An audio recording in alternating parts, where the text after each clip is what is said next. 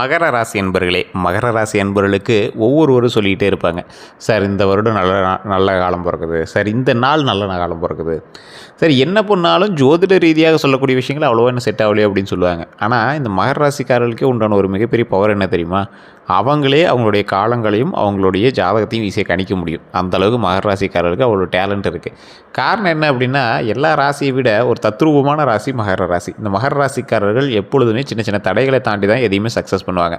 அவங்களோட லைஃப்பில் பல நன்மைகளை பார்த்துருந்தாலும் பல கஷ்டங்களை பார்த்துருந்தாலும் அடுத்து என்ன நடக்கும் அப்படிங்கிறத முன்னெச்சரிக்கையாகவே பல விஷயங்கள் தேர்ந்தெடுத்துக்குவாங்க. ஒரு எக்ஸாம்பிளுக்கு இவங்க அதிக ரிஸ்க் எடுக்க மாட்டாங்க. ஆனால் ரிஸ்க் எடுக்காமல் இருக்கிற அளவுக்கு என்னெல்லாம் பண்ணுமோ அது எல்லாத்தையும் முன்னாடியே ரெடி பண்ணி வச்சுருவாங்க. இவங்க ஒரு வீடு வாங்குறாங்க அப்படின்னா கடன் வாங்கி வாங்கணும் அப்படிங்கிறத நான் சேவிங்ஸ் பண்ணி வாங்கிக்கிறேன் அப்படிங்கிற மாதிரி யோசிப்பாங்க. இருந்தாலும் ஒரு சில கடன்கள் அவங்க துரத்திட்டு தான் இருக்கும். இது மகர ராசிக்கே உண்டான ஒரு சாபக்கேடு அப்படின்னு தான் சொல்லணும். சார் நல்ல காலம் பிறக்குதுன்னு சொல்கிறாங்களே, அப்போ அது எப்படி சார் அப்படின்னு கேட்டிங்கன்னா, மகர ராசிக்காரர்களுக்கு அவர்கள் எடுத்து வைக்கக்கூடிய ஒவ்வொரு படிக்கட்டு தான் நல்ல காலம். காரணம் என்ன அப்படின்னா, எங்களுக்கு பூர்வீகம் செட் ஆகுது. மகர ராசியை பொறுத்த வரைக்கும் மகர ராசியினுடைய முன்னோர்களாகட்டும் அவங்களுடைய பரம்பரை சொத்துக்களாகட்டும் அவங்க எல்லாம் கொஞ்சம் பேர் மாற்றி அந்த மாதிரி பண்ணி வச்சா மட்டும் தான் எனக்கு செட் ஆகும். அதே மாதிரி இந்த ராசிக்காரர்களை பொறுத்த வரைக்கும் இவங்க சுயம்பு, இவங்க உருவாக்குறது தான் இவங்களுக்கான நிலைப்பாடான ஒரு விஷயம். வீடு புதுசாக கட்டுவாங்க, நிலம் புதுசாக வாங்குவாங்க. இந்த மாதிரி இவங்களாவே தான் நிறையா விஷயங்கள் உருவாக்கி வச்சுக்குவாங்களே தவிர மற்றவங்க யார்கிட்டையும் போய் நிற்க மாட்டாங்க. இதற்கு உறுதுணையாக அவர்கள் பெற்றோர்கள் வரலாமே தவிர இவங்க பெற்றோர்கள் மூலமாகவே முழுமையாக இவங்க எதுவும் வாங்க மாட்டாங்க. அதே மாதிரி இந்த ராசிக்கு ஒரு அதிபதியான முக்கியமான தெய்வங்களில் ஒன்றான முருகரும் விநாயகரும் அதே மாதிரி பெருமாள் திருப்பதி ஏழுமலையானும் தான் இவங்களுக்கு ஒரு ரொம்ப ஆப்டான தெய்வம் அப்படின்னு சொல்லலாம். உங்களோட குலதெய்வத்தை ஃபஸ்ட்டு வணங்கிட்டு இந்த 3 தெய்வத்தை வணங்குனீங்க அப்படின்னா தடைகளை நிவர்த்தி செய்து முன்னாடி வரலாம். அதே போல் எந்த விஷயம் செய்தாலும் உங்களுக்கு தடை ஏற்பட்டு தான் அதற்கு பிறகு அது சக்ஸஸாக மாறும். சின்ன ஒரு ஜர்க் அடிக்கும், அப்புறமேட்டு தான் சக்ஸஸாக மாறும். காரணம் என்ன அப்படின்னு பார்த்திங்கன்னா, இந்த ராசிக்காரர்களுக்கே உண்டான ஒரு முக்கியமான விஷயம் அது. கலைத்துறை சார்ந்த விஷயங்கள் உங்களுக்கு நல்லா பொருந்தும். கலைத்துறை சார்ந்து நீங்கள் வேலைக்கு போகிறீங்களோ இல்லையோ கலைத்துறை உங்களுக்கு நல்லா பொருந்தும். ஆனால் கலைத்துறையிலேயே எல்லோரும் வேலைக்கு போகிறாங்களா அப்படின்னு கேட்டால் டவுட்டு தான். உங்களுக்கான ஆசைக்கு தகுந்த மாதிரி வேலைகள் போவது ரொம்பவே டவுட்டு தான். அரசு வேலை சம்மந்தப்பட்ட விஷயங்கள் இனிமேல் உங்களுக்கு வாய்ப்புகள் 100% அதிகம். அரசு வேலை சம்மந்தப்பட்ட வாய்ப்புகள் 100% அதிகம். அந்த அரசு வேலைக்கு நீங்கள் போகிறீங்க அப்படின்னா அந்த அரசு வேலையில் நீங்கள் எந்த அளவுக்கு முன்னேறீங்க அப்படிங்கிறது அதுக்கு அடுத்தடுத்த பாயிண்டில் தான் வருது. கரெக்டாக ஒரு 5 வருஷத்தில் உங்களுக்கு அரசு வேலைகள் ஆப்டாக கையில் உட்காரும். ஸோ அந்த மாதிரி ஒரு வாய்ப்பு இருக்குது.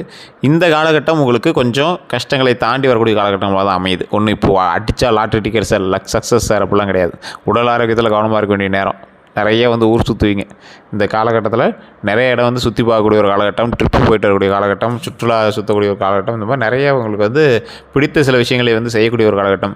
இருந்தாலும் மகர ராசியில் மீதம் இருக்கக்கூடிய 50% பேருக்கு கொஞ்சம் எச்சரிக்கையான காலகட்டமாகவே சொல்லலாம். ஃபினான்ஷியலாக ரொம்ப அடிபட்டுருப்பீங்க. ஃபினான்ஷியலாக உங்களால் ஸ்டேபிளாகவே இருக்க முடியாது. நீங்கள் என்ன தான் உங்களை சம்பாதிச்சிங்க அப்படின்னாலும் ஃபினான்ஷியலாக ஸ்டேபிளாக இருக்க முடியாது. அந்த ஃபினான்ஷியலாக ஸ்டேபிளாக இருக்கணும் அப்படின்னா கொஞ்சம் நாட்கள் எடுக்கும். அந்த நாட்கள் தாண்டிச்சு அப்படின்னா தான் ஓரளவுக்கு உங்களுக்கு பரவாயில்லையாக இருக்கும். மார்ச் மாதம் 6ஆம் தேதிக்கு பிறகு ஓரளவுக்கு உங்களுக்கு ஒரு சின்ன சின்ன மாற்றங்கள் தெரிய ஆரம்பிக்கும். அதுவுமே பார்த்திங்கன்னா பாதி பேருக்கு தான் கொஞ்சம் ஹாப்பியில் முடியும், பாதி பேருக்கு கொஞ்சம் ஏற்றம் இறக்கமாக தான் இருக்கும். அது மார்ச்லேருந்து ஜூன் 6 வரைக்கும் கொஞ்சம் பார்த்துருங்க. அதுக்கப்புறமேட்டு ஓரளவுக்கு மீடியமாக போக ஆரம்பிக்கும். மீடியம் ஸ்டேஜில் தான் போக ஆரம்பிக்கும். அதே மகர லக்கினத்துக்காரர்கள் வேறு ராசிக்காரர்களாக இருக்காங்க அப்படின்னா அவங்களாம் இதுக்கு மேலே சூப்பராக இருக்கும். மார்ச் 6லேருந்து ஒரு சூப்பரான ஒரு முன்னேற்றம், அதுவும் ஜூன் 6லேருந்து அருமையான ஒரு மேலோங்க ஒரு முன்னேற்றமாக இருக்கும். இந்த ராசிக்காரர்கள் மகர ராசிக்காரர்களுக்கு நிறைய பேர் அட்வைஸ் கொடுக்கலாம், எது வேணாலும் பண்ணலாம். எல்லா அட்வைஸும் கேட்பார் மகர ராசி. எல்லா விஷயத்தையும் கேட்டுக்குவார். எல்லா அட்வைஸு, எல்லா ஒரு அப்ரிஷியேஷன்ஸ் எல்லாம் கேட்டுக்குவார். ஆனால் முடிவை மட்டும் இவர் தான் எடுப்பார். சில முடிவுகள் ரொம்பவே யோசித்து எடுக்கக்கூடிய ஒரு முக்கியமான முடிவுகளாகவும் இருக்குது. இந்த ராசிக்காரர்கள் எப்பேற்பட்ட ராசிக்காரர்கள் அப்படின்னு நான் சொல்கிறேன், கேட்டுக்கோங்க. ஒரு கலைத்துறை சார்ந்த ஒரு விஷயத்தை ஆசைப்படுவார், ஆனால் அதை அடையணுமே அப்படிங்கிற முன்னெடுப்பு எடுக்க மாட்டார். காரணம் என்ன அப்படின்னா, ரிஸ்க் எடுக்கிற ஃபேக்டர்ஸ் அவர் பிடிக்காது. ஒரு விஷயத்தை உருவாக்கணும் அப்படின்னு ஆசைப்படுவார். மற்ற யாராவது ஒரு பண்ணியிருந்தாங்க அப்படின்னா அதன் மேலே ஒரு ஆசை வரும். அதே மாதிரி நாமளும் பண்ணணும் அப்படின்னு ஆசைப்படுவார். அதை ரெடி பண்ணுவார். அதற்கான சின்ன சின்ன தடைகள் எல்லாத்தையும் தாண்டி அதை ஆக்குபை பண்ணுவார். அதை போய் ஆக்குபை பண்ணும்போது அவர் கையில் பார்த்திங்கன்னா சின்ன சின்ன பிரச்சனைகள் வந்திருக்கும். அந்த பிரச்சனைகள் எல்லாத்தையுமே தாண்டி வந்துகிட்டே இருப்பார். அதுக்கு பல தடைகளை தாண்டி வரும்போதெல்லாம் இவர் அதை வெறுத்துருவார். எதுக்கு அதை வாங்கணும், எதுக்கு இவ்வளோ பணம் கட்டணும், அந்த மாதிரி. ஸோ இந்த மாதிரி பல தடைகளை தாண்டி அதை வாங்கி வரும்போது உங்களுக்கு அது மேலே இருக்கிற ஆசை போயிடும். ஸோ அந்த மாதிரி தான் மகர ராசிக்கே உண்டான ஒரு விஷயம். இது மகர ராசி ஒரு சித்தருடைய ராசி மாதிரி. ஆசைகளை வெறுக்கக்கூடிய ஒரு ராசியாக மாறும். அதே மாதிரி மகர ராசியில் இருக்கிறவங்க ஒரு 90% பேர் வேறு திருமணம், அதாவது உங்களுடைய சொந்தத்தில் திருமணம் இல்லாமல் வேறு இடங்களில் வந்து திருமணம் பண்ணி 90% பேர், மீதி 10% பேர் தசாபுத்தின்னு பொறுத்து உங்களோட சொந்தத்தில் தான் திருமணம் பண்ணுவீங்க. மகர ராசியில் பிறந்தவங்க வேறு மதம், வேறு ஜாதி, இந்த மாதிரி ஒரு காதல் திருமணம் இந்த மாதிரி தான் வந்து உங்களுக்கு அமையும். காதல் திருமணம்னாலும் வேறு இடத்துல வந்து திருமணம் பண்ணக்கூடிய ஒரு அமைப்பு தான் அமையும். அதுவுமே வந்து பார்த்திங்கன்னா ஊரில் வந்து சொல்கிற அளவுக்கு நீங்கள் வந்து வாழ்வீங்க. இவங்க வந்து இப்படி பண்ணியிருக்காங்க அப்படின்னு உங்களை வந்து ஒரு இன்டிமேட் பண்ணுவாங்க. கல்யாணத்தை வந்து ஒரு வித்தியாசமான ஒரு வார்த்தையை சொல்லணும். அந்த மாதிரி வந்து உங்களோட திருமணம் வந்து அமையும். அதே மாதிரி குழந்தை பேர் ஈஸியாகவே உங்களுக்கு வந்து சீக்கிரம் கிடச்சிரும். ஒரு சிலருக்கு, அதாவது முன்னோர்களுடைய சாபங்கள் இருக்கக்கூடிய ஒரு சிலருக்கு அமையிறது கொஞ்சம் லேட்டாக இருக்கலாம். அவங்க வந்து கண்டிப்பாக உங்களுடைய பூர்வ புண்ணியத்தை செக் பண்ணிக்கணும். உங்களுடைய ஜாதகத்தை செக் பண்ணணும். உங்களோட ஜாதகத்தை செக் பண்ணி உங்களுக்கு ஓரளவுக்கு பொருந்துதா, என்ன ஆச்சு, உங்களோட தசாபத்தில் எப்படி இருக்குது அப்படிங்கிறது எல்லாத்தையுமே செக் பண்ணணும். இல்லை சார் லோக்கலில் ஒழுங்காக செக் பண்ணல அப்படின்னா கீழே டிஸ்கிரிப்ஷன் நம்பர் கொடுத்துருவோம். அந்த நம்பருக்கு வந்து நீங்கள் ஃபோன் பண்ணி பேசி தெரிஞ்சிக்கலாம். குழந்தை வரத்தை பொறுத்த வரைக்கும் உங்களுக்கு வந்து ஜாதகத்தை கண்டிப்பாக பார்த்தே ஆகணும். உங்களுடைய முன்னோர்களினுடைய பிரச்சனைகள் இருக்குதா அப்படின்னு பார்த்தே ஆகணும். எதுக்கு வந்து நம்ம ஜாதகத்தை செக் பண்ணோம் அப்படின்னா உங்களுடைய முன்னோர்களினுடைய விஷயத்தை செக் பண்ணணும். ஃபஸ்ட்டு பாயிண்ட்டு, ஓகேவா? அது எதை குறிக்குது? திருமணம், குழந்தை பாக்கியம், செல்வம், இது 3 குறிக்குது. அதே மாதிரி இருப்பிடம், இந்த 4 விஷயத்தையும் குறிக்கிறது வந்து உங்களுடைய முன்னோர்களினுடைய விஷயங்கள் மட்டும்தான். ஸோ அப்போ குலதெய்வத்தினுடைய வழிபாடு அதிகமாக தேவை. உங்களுடைய ஜாதகத்தை செக் பண்ணணும். இது 2 தான் வந்து அதில் மெயினாக இருக்க போகிறது. ஸோ நிறையா பேர் இது பெருசாக எடுத்துக்காமல் இருக்கீங்க. ஸோ தயவுசெய்து நீங்கள் குழந்தை விஷயமா இருக்கட்டும், திருமண விஷயமா இருக்கட்டும், இருப்பிடம், செல்வம்லாம் கூட ஓகே. இந்த குழந்தை விஷயம், திருமண விஷயம், இதுக்கு மட்டும் தயவுசெய்து ஜாதகத்தை செக் பண்ணிட்டு பண்ணுங்கள். நிறைய பேர் மகர ராசிக்காரர்கள் மெசேஜ் பண்ணுறதெல்லாம் பார்த்துருக்கும்.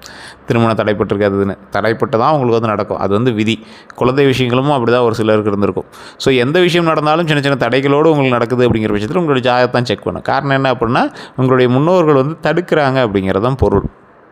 உங்களுடைய வீட்டில் இருக்கக்கூடிய உங்களோட பெரியவங்கிட்ட கேளுங்க. இதுக்கு முன்னாடி ஃபேமிலியில் உங்களுக்கு ஏதாவது நடந்திருக்கா?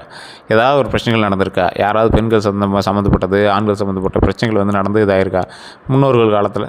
ஸோ இந்த மாதிரி நடந்திருக்கா அப்படின்னு செக் பண்ணிக்கோங்க. இது வந்து மகர ராசிக்கே உண்டான ஒரு மிகப்பெரிய விஷயமாக கருதப்படுது. ஸோ இந்த ராசிக்காரர்கள் அந்த விஷயத்தில் மட்டும் நீங்கள் தப்பிச்சிருந்தீங்க அப்படின்னா எல்லா விஷயமே சக்ஸஸ் தான். இருந்தாலும் உங்களுடைய தடைகள் சின்ன சின்ன தடைகளாவது பண்ணி தான் வந்து உங்களுடைய தொழில் வந்து வெற்றி கொடுக்கும். இந்த தடைகளை மட்டுமே நிவர்த்தி பண்ணுறதுக்கு ஒரு ஸ்பெஷாலிட்டியான ஒரு ஆள் இருக்கார். யார் அப்படின்னா ஒரு அற்புதமான தெய்வம். நிறையா பேருக்கு தெரியறதில்ல. பெரிய கோவில்களெல்லாம் சுற்றி வரும்போது தட்சிணாமூர்த்தின்னு ஒருத்தர் இருப்பார். தடைகளை நிவர்த்தி செய்வதற்கு தட்சிணாமூர்த்தி வழிபாடு ரொம்ப அவசியம்.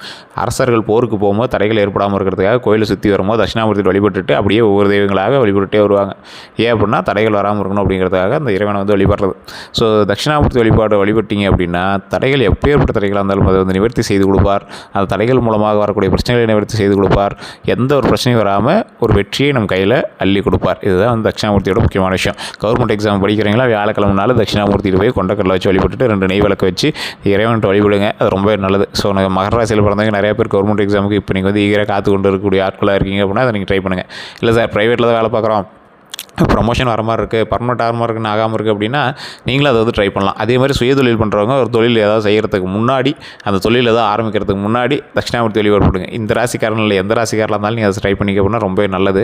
ஸோ தட்சிணாமூர்த்திட்டு போகிறீங்க, 2 நெய் விளக்கு வைக்கிறீங்க, கொண்டக்கடலை வைக்கிறீங்க, பூஜை பண்ணுறீங்க, சாமி கும்பிட்றீங்க, அங்கே இருக்கிற 10 பேருக்கு அன்னதானம் கொடுக்குறீங்க. அவ்வளோதான்.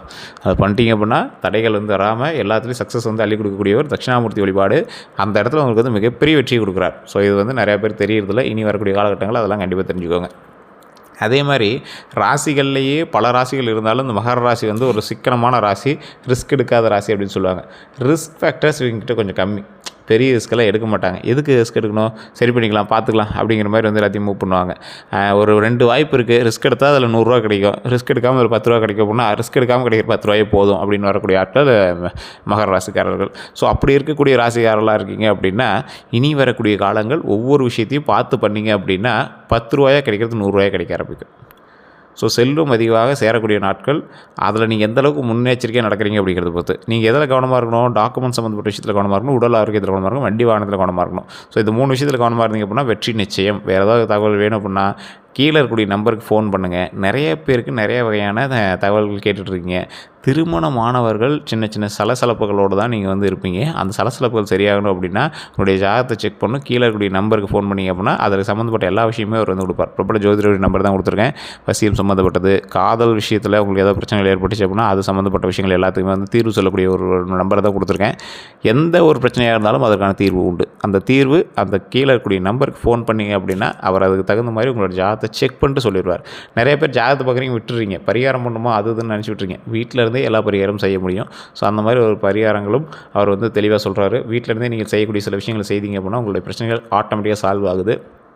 அதே போல் கல்வி தடை ஏற்பட்டவங்க, திருமண தடை ஏற்பட்டவங்க, குழந்தை தடை ஏற்பட்டவங்க, காதல் விஷயத்தில் பிரச்சனையாக இருக்கிறவங்க எல்லாருமே இந்த இறைவனை வழிபட்டு விட்டு, குலதெய்வத்தை வழிபட்டு விட்டு உங்களுடைய ஜாதகத்தை செக் பண்ணுங்கள். கீழே இருக்கிற நம்பருக்கு ஃபோன் பண்ணிங்க அப்படின்னா ஆட்டோமேட்டிக்காக அவர் என்ன செய்யணுமோ அது எல்லாத்தையும் செஞ்சு கொடுப்பார். எந்த தடைகளும் இல்லாமல் ஆரோக்கியமாக நீண்ட ஆயுளோட உடல் ஆரோக்கியத்தோடு வாழ்வதற்கு நமக்கு கடவுள் துணை.